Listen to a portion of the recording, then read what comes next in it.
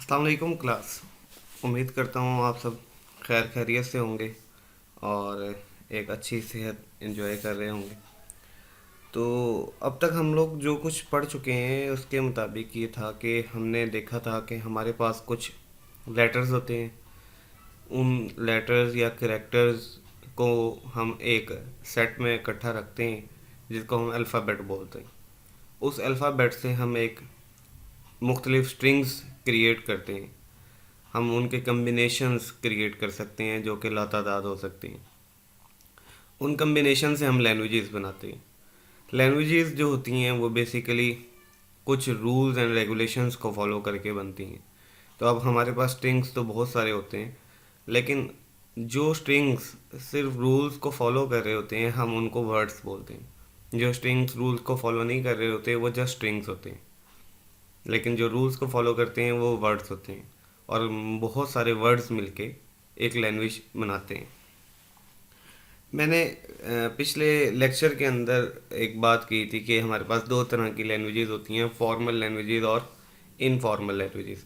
आज हम उसके बारे में डिस्कस करेंगे कि इन दोनों में क्या फ़र्क होता है और ये क्यों बनाई जाती हैं और क्या इसके अंदर फ़र्क है जिसकी वजह से हम कौन सी लैंग्वेज को इस्तेमाल करते हैं।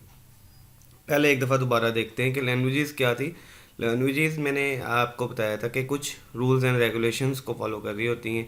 हर लैंग्वेज के अपने कुछ रूल्स होते हैं और उन रूल्स को जो स्ट्रिंग्स फॉलो कर रही होती हैं वो उस लैंग्वेज के वर्ड्स होते हैं। जैसे कि इधर एग्जांपल के अंदर लिखा हुआ है कि make a language for a machine in which strings start with A and ends with A from alphabet A and B. हमारे पास दो अल्फ़ाबेट हैं जिसके अंदर से हमने लैंग्वेज क्रिएट करनी है, जिसका हमारे पास रूल ये है कि हमारा जो हर स्ट्रिंग है वो ए से स्टार्ट हो और ए पे ही एंड हो। तो जितनी भी स्ट्रिंग्स होंगी जो ए से स्टार्ट होंगी और ए पे ही एंड होंगी, ए पे स्टार्ट होंगी और ए पे ही एंड होंगी, वो सब स्ट्रिंग्स जो हैं वो वर्ड्स हैं, क्योंकि वो रूल को फॉलो कर रही हैं और वो सारे वर्ड्स मिलके एक लैंग्वेज बना रहे हैं जिसको हम L1 कह रहे हैं। यही बात नीचे लिखी है, every string that is acting on rule is a word of that language. अब आगे देखते हैं कि हमारे पास जो फॉर्मल लैंग्वेजेस और इनफॉर्मल लैंग्वेजेस के अंदर फ़र्क क्या था। जब मैंने पहले स्टार्ट में ये बात लिखी थी तो बहुत सारे स्टूडेंट्स को ये बात समझ भी नहीं आ रही थी कि फॉर्मल लैंग्वेजेस और इनफॉर्मल लैंग्वेजेस के बारे में क्या डिफरेंस है। तो मैंने ये बात की थी कि मैं इंशाल्लाह आगे ही चल के ये बात ज़रूर कवर करूँगा कि इन दोनों लैंग्वेजेस के अंदर क्या फ़र्क क्या होता है। ये बहुत ही इम्पोर्टेंट कॉन्सेप्ट था जिसकी वजह से ये मैंने बाद में एक सेपरेट पूरा लेक्चर इसके ऊपर रखा था कि ताकि ये आसानी से समझ आ सके और हमें पता हो कि हम कंप्यूटर के लिए या मशीन्स के लिए कौन सी लैंग्वेजेस इस्तेमाल कर रहे हैं और उसकी वजह क्या है। तो हमारे पास दो तरह की लैंग्वेजेस होती हैं, एक होती है फॉर्मल लैंग्वेज और दूसरी इनफॉर्मल लैंग्वेजेस। फॉर्मल लैंग्वेजेस को हम सिंटैक्टिक लैंग्वेजेस भी बोलते हैं। सिंटैक्टिक का मतलब होता है रूल्स को फॉलो करना या अकॉर्डिंग टू रूल्स। और सिमेंटिक इनफॉर्मल लैंग्वेजेस को हम सिमेंटिक लैंग्वेजेस भी बोलते हैं।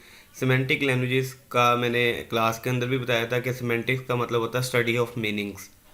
तो सिमेंटिक लैंग्वेजेस का मतलब ये हुआ कि अकॉर्डिंग टू मीनिंग्स, ये लैंग्वेजेस अकॉर्डिंग टू मीनिंग्स होती हैं। तो जिस तरह नाम से ही डिफाइन है उसी तरह बात आगे कंटिन्यू करते हैं कि फॉर्मल लैंग्वेजेस कौन सी होती हैं। Syntactic languages. Syntactic languages, syntactic का मतलब अकॉर्डिंग टू रूल्स।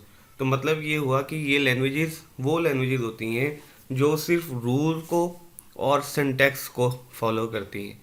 इनके लिए मीनिंग्स, वर्ड्स के मीनिंग्स कोई मायने नहीं रखते या वर्ड्स की मीनिंग का कोई कंसर्न नहीं होता इनके साथ। ये सिर्फ ये देखती हैं कि रूल्स फॉलो हो रहे हैं या नहीं हो रहे। तो formal languages are used as a basis of defining computer languages. ये वो लैंग्वेजेस हैं जो हमारी कंप्यूटर और हमारी मशीन्स और हमारी डिफरेंट एब्स्ट्रैक्ट मशीन्स के लिए ये लैंग्वेजेस यूज़ होती हैं। एब्स्ट्रैक्ट का कॉन्सेप्ट हम क्लास में डिस्कस कर चुके हैं। तो मशीन्स बेसिकली होती ही एब्स्ट्रैक्ट मशीन्स हैं जो जिनके बैक एंड के ऊपर बहुत सारे प्रोसेसेस काम कर रहे होते हैं और वो फ्रंट एंड के ऊपर सिर्फ एक आपको इंटरफेस शो कर रही होती हैं जो कि एक मशीन होती है। ये pre defined set of symbols और स्ट्रिंग्स होती हैं जिसके अंदर प्री डिफाइंड से मतलब ये है कि हमारे पास पहले से लेटर्स मौजूद होते हैं जिनसे हमने पूरी लैंग्वेज क्रिएट की हुई होती है। तो formal language theory studies purely syntactical aspects of a language, सिर्फ रूल्स एंड रेगुलेशंस को और सिंटैक्स को रीड करती हैं और इन्हीं के ऊपर ये पूरी लैंग्वेज काम करती है, फॉर्मल लैंग्वेजेस। एग्जाम्पल मैंने एक क्रिएट की थी जिस ताकि आपको ये बात आसानी से समझ आ सके कि फॉर्मल और इनफॉर्मल में फ़र्क क्या है। अब इंग्लिश लैंग्वेज के अंदर हम एक वर्ड यूज़ करते हैं वर्क, इसका मतलब होता है काम करना।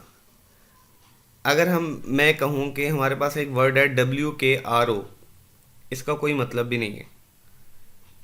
अब ये वर्ड तो किसी काम का भी नहीं है। तो अगर मैं कहूँ कि मुझे एक लैंग्वेज चाहिए जिसका स्टार्ट W से हो और एंड O से हो, तो WKRO एक ऐसी स्ट्रिंग है जो कि मेरे रूल्स को फॉलो कर रही है।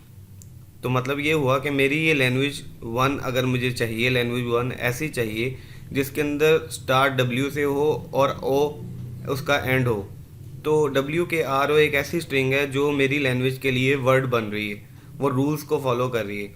तो मेरे लिए ये एक मेरी लैंग्वेज का वर्ड हुआ, लेकिन देखा जाए तो इसका मतलब तो कोई भी नहीं है। तो फॉर्मल लैंग्वेजेस इसी तरह काम करती हैं कि वो मतलब के ऊपर गौर नहीं करती, वो सिर्फ ये चीज़ देखती हैं कि आपका जो स्ट्रिंग है वो रूल्स को फॉलो कर रहा है या नहीं। अगर तो रूल्स को फॉलो कर रहा है तो वो आपकी लैंग्वेज का एक वर्ड है, अदरवाइज़ वो वर्ड नहीं है। बेशक उसका कोई मतलब बनता है या नहीं बनता, इसको कोई गर्ज नहीं है। सेम लाइक दैट अगर आप देखें कि बाइनरी लैंग्वेजेस 1 और 0 के कम्बिनेशन से बनती हैं, उसकी लातादाद स्ट्रिंग्स होती हैं, लेकिन वो 1 0 0 1 1 1 1 ये कोई मतलब नहीं क्रिएट कर रही।